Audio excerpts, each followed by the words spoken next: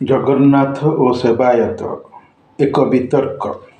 ଜଗତର ନାଥ ବା ସ୍ୱାମୀ ପ୍ରଭୁଙ୍କର ନାମ ଜଗନ୍ନାଥ ବା ସମଗ୍ର ସଂସାରର ମନୁଷ୍ୟମାନଙ୍କର ଜଣେ ମାତ୍ର ଉପାସ୍ୟ ବା ଭଗବାନ, ଯାହାଙ୍କର ପ୍ରବର୍ତ୍ତିତ ପ୍ରଣୀତ ମନରେ ବିଶ୍ୱାସ ରୀତିରେ ଧାରଣ କରିଥିବା ଧର୍ମକୁ ପ୍ରତ୍ୟେକ ମନୁଷ୍ୟ ମାନିବା ପାଳିବାକୁ ବାଧ୍ୟ। ନହେଲେ ମଣିଷର ଗତ୍ୟନ୍ତର ନାହିଁ। ମଣିଷ ହେବ ନର୍କଗାମୀ, ସଜାର ପ୍ରାପ୍ତକାରୀ। ସାରା ଜଗତର ଜଣେ ମାତ୍ର ଈଶ୍ୱର ଅଲ୍ଲାହଙ୍କର ଏହା ଆଦେଶ। ନ ମାନିଲେ ମଣିଷ ହେବ ଅମାନିଆ। ଧର୍ମ ପାଳନ ମନର ଏକ ପ୍ରୀତି। ଏ ପ୍ରେମ ଈଶ୍ୱରଙ୍କୁ ତାଙ୍କର ମାର୍ଗଦର୍ଶିକା ପାଳିବାକୁ। ସୁତରାଂ ଅଭିମନ୍ୟୁ ସାମନ୍ତ ସିଂହାରଙ୍କ ବିଦଗ୍ଧ ଚିନ୍ତାମଣି କାବ୍ୟର ଭାଷାରେ କହିଲେ ହେବ ବଡ଼ କଠିଣ ସେ ପ୍ରୀତି ପାଳିବା, ତୀକ୍ଷ୍ଣ ଅସିଧାରେ ପଥ ଚାଳିବା। ପ୍ରକୃତରେ ପୁଲସିରାତରେ ଏକ ଖଣ୍ଡା ଉପରେ ଧାର୍ମିକ ମଣିଷକୁ ଚାଲିବାକୁ ପଡ଼ିବ, ତାର ନିଜ ଧାର୍ମିକତାର ପାଳନର ପରୀକ୍ଷା ଦେବା ପାଇଁ। ଧର୍ମ ପାଳନ ସତରେ ବଡ଼ କଠିଣ, କଦାପି ସହଜସାଧ୍ୟ ନୁହେଁ। ମଣିଷ ପରବର୍ତ୍ତୀ ସମୟରେ ଧର୍ମକୁ ସହଜ ସାଧନ, ସୁଖକର କରି ଦେଇଅଛି ମିଛ ଧର୍ମ ପାଳନର ଦ୍ୱାହିରେ। ଏକେଶ୍ୱରବାଦର ଧର୍ମ ପ୍ରକୃତ, ବହୁ ଈଶ୍ୱରବାଦର ଧର୍ମ ଅପ୍ରକୃତ, ଯାହାକୁ ବାତିଲ ବା ରଦ୍ଦ ବା ବନ୍ଦ ଧର୍ମର ମାନକ ଖୋଦାଙ୍କ ଦ୍ୱାରା ଦିଆଯାଇଅଛି। ଅପ୍ରକୃତ ନଥିବାର ଅର୍ଥ ମିଛ, ଯାହାର ପ୍ରାମାଣିକତା ବା ସତ୍ୟତା ନାହିଁ। ଏହି ସତ୍ୟତାକୁ ଖୋଦା ପ୍ରମାଣିତ କରିଛନ୍ତି ମନୁଷ୍ୟର ଆତ୍ମା ରୋଗକୁ କୋରି ସଫା କରି ଦେଉଥିବା ଦିବ୍ୟ ପବିତ୍ର ଐଶୀ ଅବତରିତ ଗ୍ରନ୍ଥ କୋରାନରେ। ସଂସାରର ସବୁ ମଣିଷ ମାନି ନାହାନ୍ତି ବୋଲି ମିଛ ଧର୍ମର ପାଲରେ ପଡ଼ିଛନ୍ତି, ଅନ୍ଧବିଶ୍ୱାସରେ ଫସି ଯାଇଛନ୍ତି।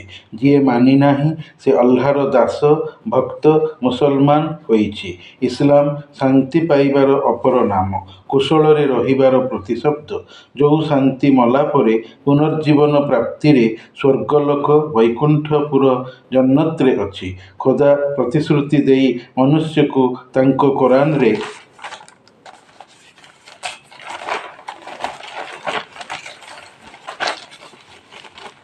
ଦୃଢ଼ତାର ସହିତ କହିଛନ୍ତି। ଆଉ ଏହା ବି କହିଛନ୍ତି, ଇସଲାମ ଧର୍ମକୁ ଯେଉଁ ଲୋକ ବିଶ୍ୱାସରେ ମନରେ ଗ୍ରହଣ କରିବ ନାହିଁ, ଜୀବନର ଧାର୍ମିକ କାର୍ଯ୍ୟରେ ରୋଜା, ନମାଜ, ଜକାତ, ହଜ୍‌ରେ ପାଳିବ ନାହିଁ, ସେ ମଲାପରେ ତାଙ୍କ କ୍ରୋଧର ଜ୍ୱାଳାରେ ଅବଶ୍ୟ ପଡ଼ିବ, ଯେଉଁଥିରୁ ମୁକ୍ତି ନାହିଁ।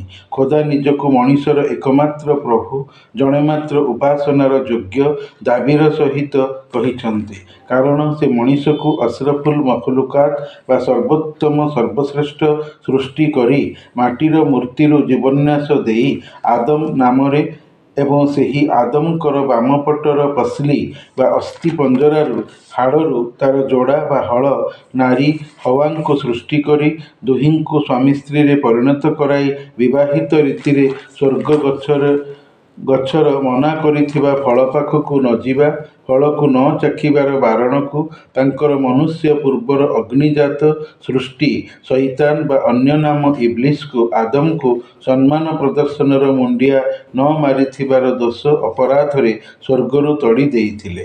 ସେହି ଶଇତାନ ଆଦମ ଓ ହୱାଙ୍କୁ ବହଲାଇ ଫୁସୁଲାଇ ଆକର୍ଷଣ ଦେଖାଇ ନିଷିଦ୍ଧ ଫଳ ଚାଖିବାର ଦୋଷରେ ଆଦମ ଓ ହୱାଙ୍କୁ ଲଙ୍ଗଳା କରାଇ ଦୁହିଁଙ୍କର ଯୌନାଙ୍ଗ ଦେଖାଇ ଲଜ୍ଜିତ କରାଇ ସ୍ୱର୍ଗ ଗଛର ପତ୍ରରେ ଦେହ ଚପାଇ ଲୁଚାଇଥିଲେ।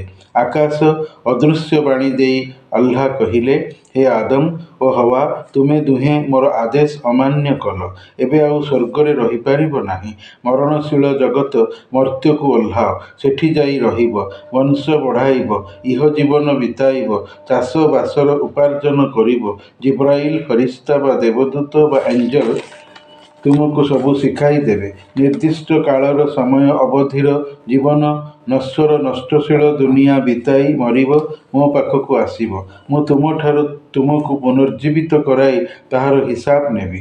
ସଂସାରର ସବୁ ମୃତ ମଣିଷକୁ ଏକାଥରକେ ବଞ୍ଚାଇବା ଦିନ କୟାମତରେ ହଶ୍ର କି ମଇଦାନ ବା ପରିଣାମ ପ୍ରାପ୍ତିର ପଡ଼ିଆରେ ଠିଆ କରାଇ ତାପରେ ସ୍ୱର୍ଗ ନର୍କରେ ଅମର ଅକ୍ଷୟ ଅବିନଶ୍ୱର ଜୀବନ ବିତାଇ ସେଇମିତି ରହିଥିବ। ଏହା ହେଉଛି ମଣିଷର ଓ ତାର ଜାତି ସଭ୍ୟତାର ଦୈବୀ ଇତିହାସ, ଯାହାକି କୋରାନ କହେ। ଆଲ୍ଲାହ ଜଗତର ଶ୍ରେଷ୍ଠ, ସବୁକିଛି ଅର୍ଥାତ୍ ସ୍ରଷ୍ଟା, ପାଳକ, ଧ୍ୱଂସକ, ଜୀବଦାନୀ ଜୀବକ, ଐତିହାସିକ, ବୈଜ୍ଞାନିକ, ପ୍ରଭୁ, ମାଲିକ, ଉପାସ୍ୟ, ମୋକ୍ଷକ ବା ମୋକ୍ଷ ମୁକ୍ତିଦାତା, ଅନାଦି ଅନନ୍ତ, ଅକ୍ଷୟ ଅମର, ଅନ୍ତର୍ଯ୍ୟାମୀ, ଅସୀମ, ସର୍ବଜ୍ଞ, ସର୍ବକର୍ମବାନର ବିଶେଷତ୍ୱବାହୀ ଜଗନ୍ନାଥ। ଏହା ଭଗବାନଙ୍କ ଗୁଣାବଳୀ ବା ସିଫତ। ତାଙ୍କରି ସେବାୟତ ହେବାକୁ ସେ ହିଁ ନିଜେ କହିଛନ୍ତି। ତାଙ୍କ ଧର୍ମ ପାଳନ ହିଁ ତାଙ୍କର ସେବା। କୋରାନରେ ଅଛି ଇନ୍ନା ଦୀନା ଇନ୍ଦାଲ୍ଲାହିଲ୍ ଇସ୍ଲାମ। ଓଡ଼ିଆ ଅର୍ଥ ହେଲା ଆଲ୍ଲାହଙ୍କ ପାଖରେ ଇସଲାମ ହିଁ ଧର୍ମ। ଅନ୍ୟାନ୍ୟ ଧର୍ମକୁ ସେ ହିଁ ଶୈତାନ ବା ଇବ୍ଲିସ୍, ମର୍ଦୁଦ ବା ଦୁଷ୍ଟ ପାଜି ଜରିଆରେ ତାଙ୍କ ନର୍କକୁ ଭରିବା ପାଇଁ ବାରମ୍ବାର ବଦଳାଇ ହିନ୍ଦୁ, ଶିଖ, ଜୈନ, ବୌଦ୍ଧ, ଖ୍ରୀଷ୍ଟ, ମହିମା ଆଦିରେ ବଦଳାଇ ଦେଇଛନ୍ତି। ଆଲ୍ଲାହ କହିଛନ୍ତି, ମୁଁ ଯାହା ଚାହେଁ କରେ। ମଣିଷ ଯାହା ଚାହେଁ କରିପାରିବ ନାହିଁ।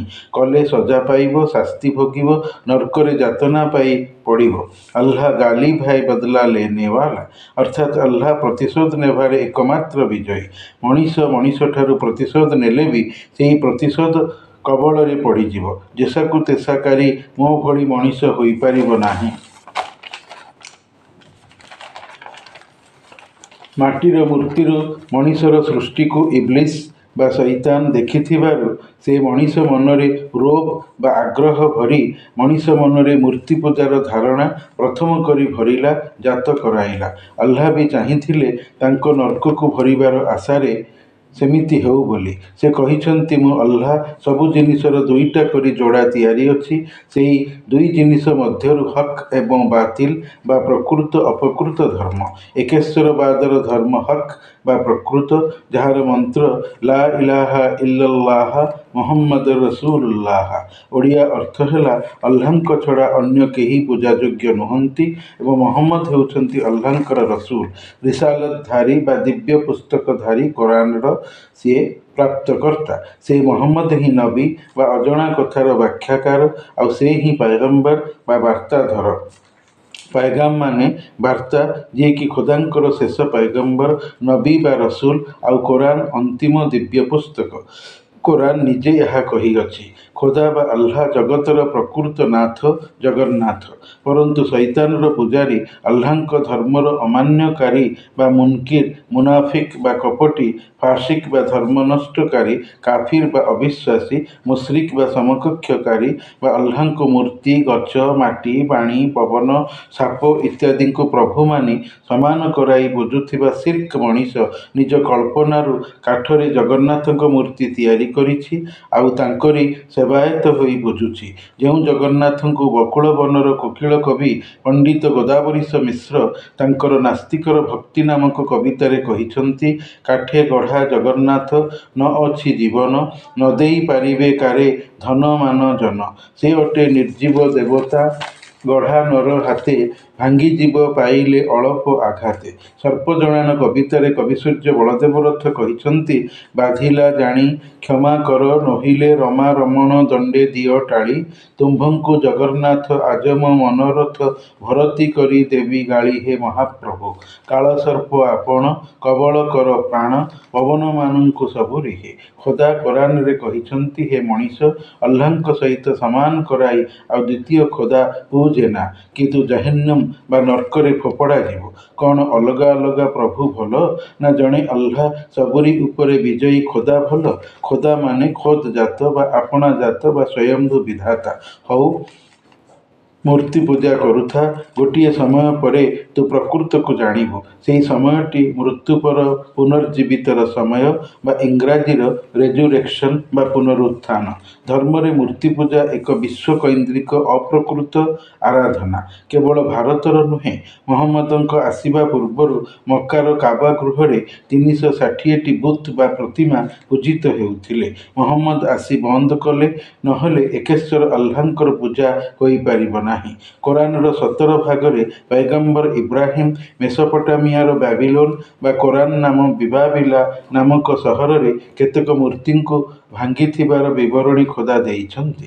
ମୂର୍ତ୍ତି ଭାଙ୍ଗିବା ପୂର୍ବରୁ ପୈଗମ୍ବର ଇବ୍ରାହିମ ନିଜ ବାପା ଆଜର, ଯିଏକି କାଫେର ବା ଅବିଶ୍ୱାସୀ ଥିଲେ, ମୂର୍ତ୍ତି ପୂଜକ ଥିଲେ, ତାଙ୍କୁ କହିଥିଲେ, ହେ ମୋର ବାପା, ଆଲ୍ଲାହଙ୍କୁ ଛାଡ଼ି କାହିଁକି ତୁମେ ନିଜ ହାତରେ ଗଢ଼ିଥିବା ମୂର୍ତ୍ତିମାନଙ୍କୁ ପୂଜା କରୁଛ? ବାପା ଆଜର ରାଗିଯାଇ କହିଥିଲେ, ହେ ଇବ୍ରାହିମ, ମୋ ଆଗରୁ ହଟିଯା, ଦୂରେଇ ଯା। ତୁ ଯଦି ମୋ ସାମ୍ନାରୁ ଯିବୁନି ତେବେ ତୋତେ ପଥର ପିଟି ପିଟି ମାରିଦେବି। ଇବ୍ରାହିମ ପଳେଇଲେ। ଗଲାବେଳେ କହିଲେ, ହେ ମୋର ବାପା,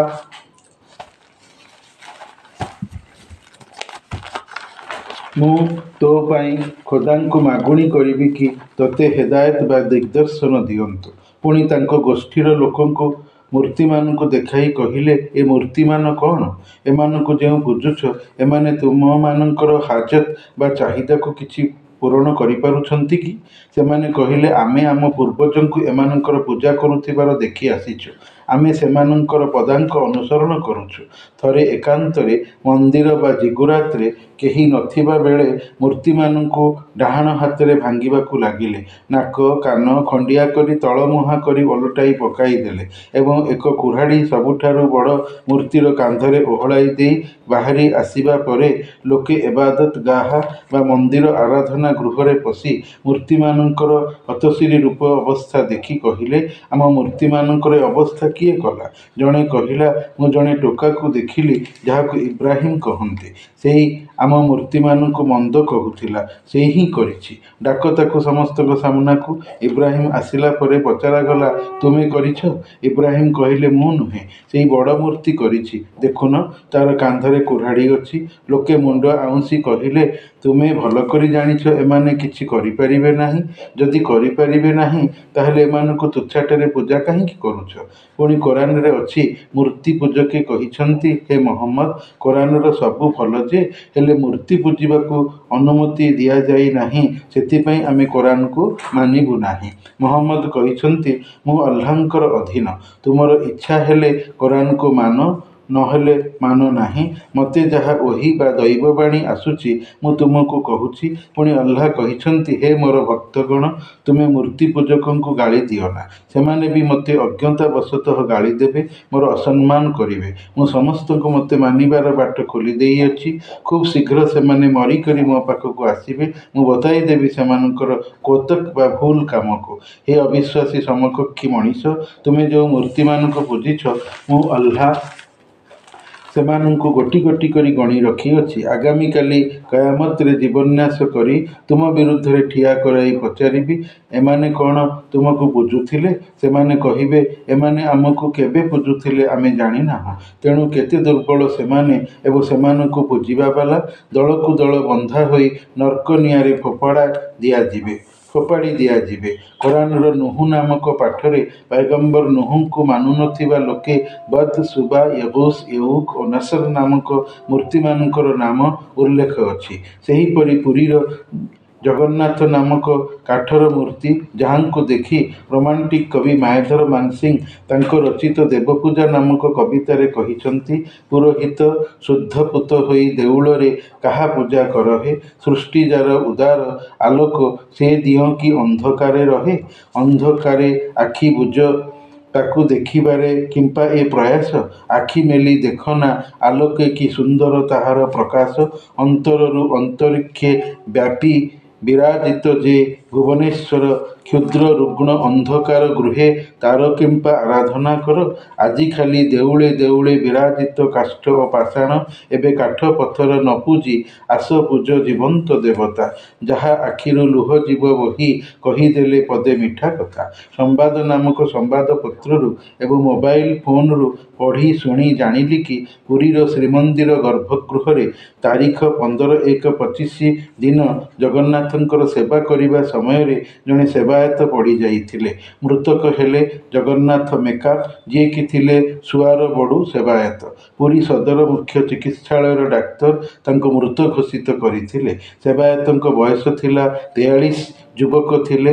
ଦିନ 3ଟା 45 ସମୟରେ ସେ ରତ୍ନସିଂହାସନ ନିକଟରେ ସେବା କରିବା ବେଳେ ହୃଦ୍ଘାତରେ ମରିଯାଇଥିଲେ ବୋଲି ପୋଲିସ କହିଛି। ସ୍ୱର୍ଗଦ୍ୱାରରେ ତାଙ୍କର ସତ୍କାର କରାଯାଇଥିଲା। ଖବର ଶୁଣି ସମ୍ବାଦପତ୍ରରୁ ତାଙ୍କ ଫଟୋ ଦେଖିକି ମୁଁ ଅତୀବ ମର୍ମାହତ ହୋଇପଡ଼ିଲି। ମୃତ୍ୟୁ ପାଇଁ ଏବଂ ମୃତ୍ୟୁ ପରେ ତାଙ୍କର ଆଗାମୀ ଅବସ୍ଥା କ'ଣ ହେବ ତାହା ଜାଣିକି ଯେଉଁଠି ସାରା ଜଗତର ଜଣେ ମାତ୍ର ପ୍ରଭୁ ଉପାସ୍ୟ ଜଗତର ନାଥ ଜଗନ୍ନାଥ ଆଲ୍ଲାହ ବା ଖୋଦ୍ ଜାତ ଖୋଦା ତାଙ୍କର ମୃତ୍ୟୁ ସେହି ଦିନ, ସେହି ତାରିଖ, ସେହି ବେଳ ଏବଂ ସେହି କାମ ବେଳେ ସ୍ଥିର କରିକି ରଖିଥିଲେ। ହେଲେ କାଠର ମାନବ ଗଢ଼ା ମୂର୍ତ୍ତି ଜଗନ୍ନାଥ ତାହା ଜାଣିପାରି ନଥିଲେ। ଆଲ୍ଲାହ କୋରାନରେ କହିଛନ୍ତି, ତୁମେ ମଣିଷେ ଯୋଉଠି ଥାଅ ନା କାହିଁକି ମୃତ୍ୟୁ ତୁମ ପାଖରେ ଆସି ପହଞ୍ଚିଯିବ। ଆମ୍ଭେ ଆଲ୍ଲାହ ମୃତ୍ୟୁ ଓ ଜୀବନ ଦୁଇ ଗୋଟି କାର୍ଯ୍ୟ ହୃଦ୍ଘାତ ଦୁଇ ଗୋଟି କାର୍ଯ୍ୟ ସ୍ଥିତି ତିଆରି କରିକି ରଖିଛୁ କି ହେ ମଣିଷ ତୁମର ପରୀକ୍ଷା ବା ଯାଞ୍ଚ କରିବୁ କି ତୁମମାନଙ୍କ ମଧ୍ୟରୁ କାହାର କାମ ଭଲ, କିଏ ଭଲ କାମ କରିକି ମୋ ପାଖକୁ ଆସୁଛି, କିଏ ଅବା ମନ୍ଦ କାମ କରିକି ଆସୁଛି। ପାଠ ମୁଲ୍କ କୋରାନ ଭାଗ 29। ଆଗ ମୃତ୍ୟୁକୁ ସ୍ଥିର କରି ସାରିଲା ପରେ ଯାଇ ମୁଁ ଆଲ୍ଲାହ ମା ପେଟରେ ପିଲାକୁ ରକ୍ତର ଜମାଟ ବନ୍ଧା ଗୋଟଳାରୁ ତିଆରି କରେ। ପାଠ ଆଲକ। ସେଥିପାଇଁ ମୃତ୍ୟୁକୁ ଆଗ କହିଛନ୍ତି, ନହେଲେ ଜନ୍ମ ପରେ ତ ମୃତ୍ୟୁ ନା। କବିବର ରାଧାନାଥ ରାୟ ତାଙ୍କର ଉଷା କାବ୍ୟରେ କହିଛନ୍ତି, ଜୀବନ ଯାହାକୁ ବୋଲନ୍ତି ସେ ସିନା ମୃତ୍ୟୁକୁ ଗତି। ପୁଣି ଦରବାର କାବ୍ୟରେ କହିଛନ୍ତି, ବଡ଼ କ୍ରୂର କାଳ ବଡ଼ ଅବିଶ୍ୱାସୀ, ହାବଡ଼ି ଯିବ ସେ ଆଚମ୍ବିତେ ଆସି, ଦୂରବର୍ତ୍ତୀ ଜାଣି କାଳକୁ ଯେ ହସେ, ହସି ସେ ତା ପଛେ ଆସି ଲୁଚି ବସେ। ଭାଗବତରେ ଅଛି, ସର୍ବେ ଚଳିବେ କାଳ ବଳେ, ଯଶ ରହିବ ମହି ତଳେ। ମନୁଷ୍ୟର ବିଚାରରେ ଜଗନ୍ନାଥ ସେବାୟତ ଯେଉଁ ମରିଗଲେ, ଜଗନ୍ନାଥଙ୍କ କାମ କରୁଥିବା ଅବସ୍ଥାରେ ହଠାତ୍ ବା ଆକସ୍ମିକ ବା ଅଚାନକ। ଆଲ୍ଲାହ କୋରାନରେ କହିଛନ୍ତି, हमने आदमी को अचानक गफलत की हालत में पकड़ लिया। ମୁଁ ମଣିଷକୁ ହଠାତ୍ ଆକସ୍ମିକ ଭାବରେ ତାର ଗଲତି ବା ଭୁଲ କରୁଥିବା ଅବସ୍ଥାରେ ଧରିବି। ସେ ନିଶ୍ଚିତ ସ୍ୱର୍ଗଦ୍ୱାରରେ ପୋଡ଼ା ହୋଇଛନ୍ତି ମାନେ ସ୍ୱର୍ଗକୁ ଯିବେ ଏକା। ହେଲେ କୋରାନର ବିଚାରରେ ଏହା ଠିକ୍ ନୁହେଁ। ଜଗନ୍ନାଥ ସିଧା ନର୍କ ଯନ୍ତ୍ରଣାକୁ ଚାଲି ଯାଇଛନ୍ତି। କାରଣ ଜଗନ୍ନାଥ ମୁସଲମାନ ଧର୍ମରେ ଦୀକ୍ଷିତ ଥିଲେ ମୁସଲମାନ ହୋଇ କବରରେ ପୋତା ଯାଇଥାନ୍ତେ। ସମସ୍ତଙ୍କ ସାମ୍ନାରେ ପୋଡ଼ାଯାଇ ତାଙ୍କର ସୁନ୍ଦର ଯୁବକ ଶରୀର କେତେ ଯେ କଷ୍ଟ ପାଇଲା, ବେଇଜ୍ଜତ ହେଲା, ଦେହରେ କାଠ ଲଦା ହେଲା। ପୁରୀ ସ୍ୱର୍ଗଦ୍ୱାରରେ ଶବ ପୋଡ଼ାଯିବାର ଦୃଶ୍ୟ ଦେଖି ମୁଁ ଭାରି ଦୁଃଖ ପ୍ରକାଶ କରିକି କାନ୍ଦି ଉଠିଥିଲି। ଆଖି ସାମ୍ନାରେ ଶବକୁ ପୋଡ଼ିକି ନଷ୍ଟ କରିଦେବାରେ କୌଣସି ବୁଦ୍ଧିଗତି ନଥାଏ, ଅଧିକନ୍ତୁ ଖୋଦାର କ୍ରୋଧ ଥାଏ। ଯଦି ମଣିଷ ଏକ ବ୍ରହ୍ମ ଦ୍ୱିତୀୟ ନାସ୍ତି ବୋଲି ଭାବୁଛି, ତେବେ ମାଟିରେ ଏ କାଠ ମୂର୍ତ୍ତିକୁ ପୂଜା କରିବାରେ ମାନେ କିଛି ନାହିଁ। କୋରାନ ସାରା ଜଗତ ମଣିଷ ପାଇଁ ଖୋଦାର ମୁକ୍ତ ଆକାଶୀ ବହି। ତାକୁ ଖୋଲିକି ଦେଖିଲେ ସ୍ପଷ୍ଟ ଜଣାପଡ଼େ, ମହମ୍ମଦ ପାଠରେ ଖୋଦା କହିଛନ୍ତି, ମୁଁ ମୋତେ ଅବିଶ୍ୱାସ କରୁଥିବା ଏବଂ ମୋତେ ଅନ୍ୟ ସହିତ ସମାନ ମନେକରି ପୂଜୁଥିବା ଦୁଇ ଶ୍ରେଣୀର ମନୁଷ୍ୟ ଓ ତାର ଜାତିକୁ କଦାପି କ୍ଷମା ଦେବି ନାହିଁ। ଅଗତ୍ୟା କାଠର ଜଗନ୍ନାଥ ମୂର୍ତ୍ତି ବା ପ୍ରତିମା ମଣିଷର ଏକ ସମକକ୍ଷକାରୀ ଶିର୍କ କର୍ମ ଓ ତାହାର ପୂଜା। ପୁଣି ନିଆଁରେ ପୋଡ଼ି ପାଉଁଶ କରିଦେଇ ଶବକୁ ନଷ୍ଟ କରିଦେଲେ ମଧ୍ୟ ମୁଁ ଆଲ୍ଲାହ ତାକୁ ପୁଣି ଥରେ ଶରୀର ମନରେ ଜୀବନ୍ତ କରାଇ ତାର ପାଖକୁ ମୁନକିର ନକିର ନାମକ ଦୁଇ ଫରିସ୍ତା ବା ଦେବଦୂତ ଏଞ୍ଜେଲଙ୍କୁ ପଠାଇ ତାକୁ ବସାଇ ତିନୋଟି ପ୍ରଶ୍ନ ପଚାରିବି। ପ୍ରଶ୍ନ ତିନୋଟି ହେଲା, ମନ୍ ରବ୍ବୁକା, ମା ଦିଉନୁକା, ମନ୍ ରସୂଲୁକା। ଓଡ଼ିଆ ଅର୍ଥ ହେଲା, କୁହ ତୁମ ପ୍ରଭୁ କିଏ, କୁହ ତୁମ ଧର୍ମ କ'ଣ ଏବଂ କୁହ ମହମ୍ମଦଙ୍କ ସମ୍ବନ୍ଧରେ ତୁମର ମତ କ'ଣ। ସେହି ସମୟରେ ମହମ୍ମଦ ସେଠି ଠିଆ ହୋଇଥିବେ।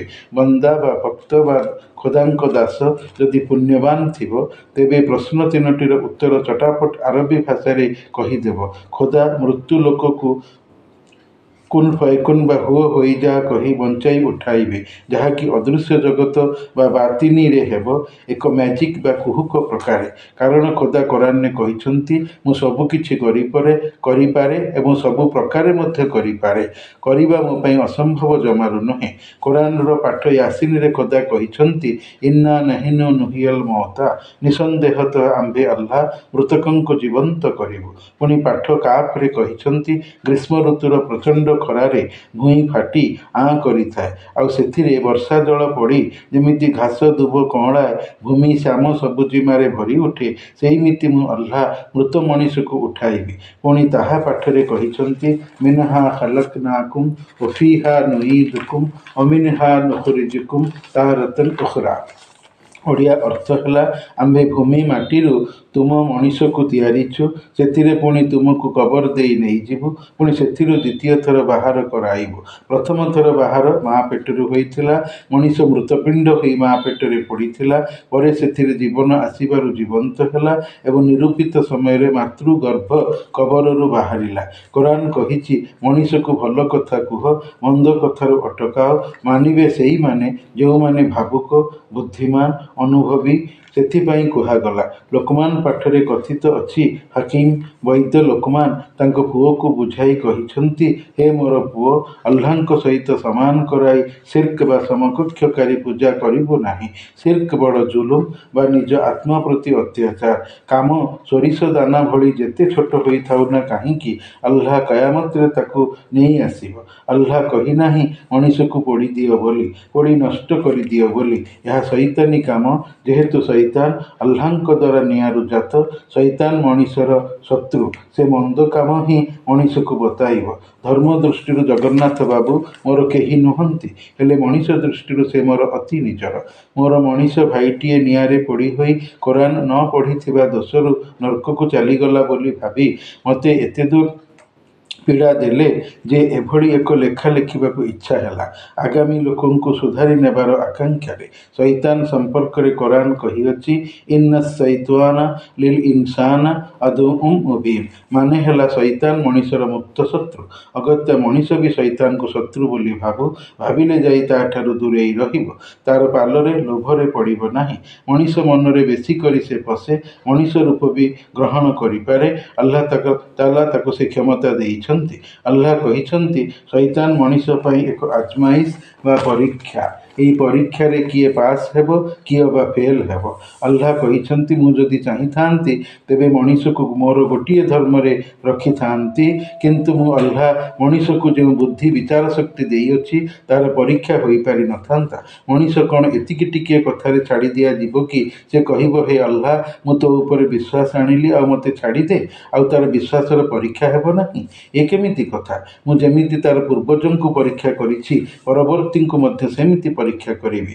ଯେଉଁ ମଣିଷମାନେ ଅବିଶ୍ୱାସୀ ଏବଂ ସମକକ୍ଷକାରୀ ଅଛନ୍ତି, ସେମାନଙ୍କ ମଧ୍ୟରୁ ଯେଉଁମାନେ ସୁଧୁରି ଗଲେ ତ ଭଲ କଥା, ଆଉ ଯେଉଁମାନେ ଜିଦିଆ, ଅମାନିଆ, ହଠିଆ ଅଛନ୍ତି, ସେମାନେ ନିଜ ଆଖି ଆଗରେ ମୋର ସେମାନଙ୍କୁ ପ୍ରଦତ୍ତ ଅଜାବ ବା ଯନ୍ତ୍ରଣା ଦେଖି ନ ନେଲା ପର୍ଯ୍ୟନ୍ତ ମୋ ପ୍ରତି ବିଶ୍ୱସ୍ତ ହେବେ ନାହିଁ ବୋଲି ମୋତେ ଖୁବ୍ ଜଣାଅଛି। ତେଣୁ ହେ ମହମ୍ମଦ, ତୁମେ ତାଙ୍କୁ ଛାଡ଼ିଦିଅ। ସେମାନେ କ୍ଷଣିକ ଦୁନିଆରେ ନିଶାଗ୍ରସ୍ତ ଅବସ୍ଥାରେ ବୁଲୁଥାନ୍ତୁ ଆଉ ଭେଟନ୍ତୁ ତାଙ୍କର ମୃତ୍ୟୁ ଦିନକୁ, ଯାହାକି ମୋର ତାଙ୍କ ସହିତ ୱାଦା ବା ସଂକଳ୍ପ ଅଛି।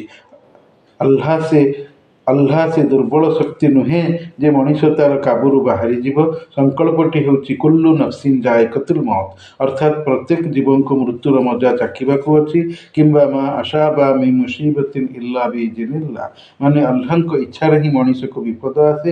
ଯେହେତୁ ମଣିଷ ଆଲ୍ଲାହଙ୍କୁ ମାନୁନାହିଁ, ରାଗି ପ୍ରତିଶୋଧୀ ଆଲ୍ଲାହ ସେ ଲାଗି ବିପଦ ପଠାନ୍ତି ମଣିଷକୁ ସୁଧାରିବାର ଇଚ୍ଛାରେ।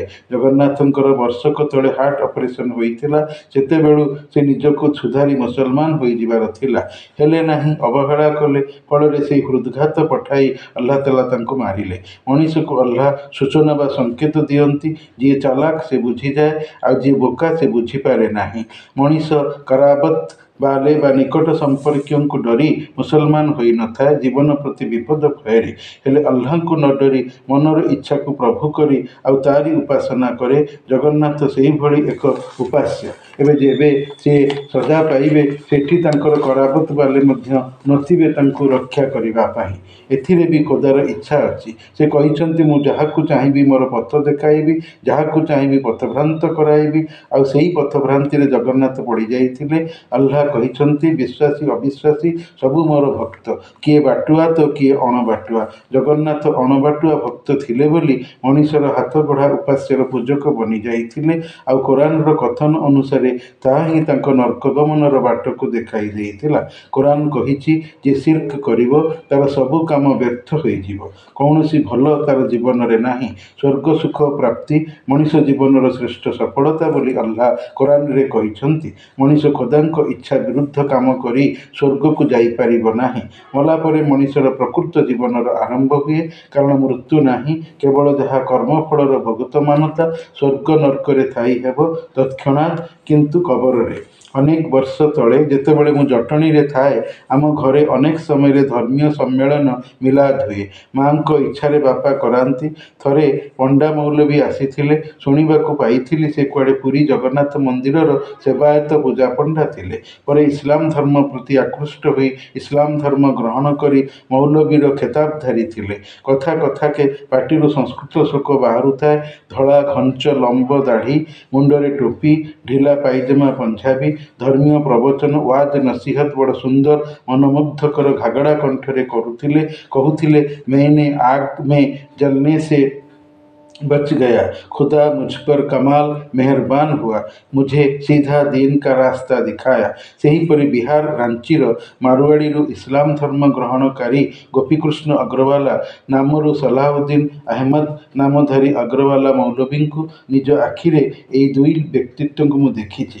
ସମ୍ବାଦରେ ତାଙ୍କର ସାକ୍ଷାତକାର ବାହାରିଥିଲା।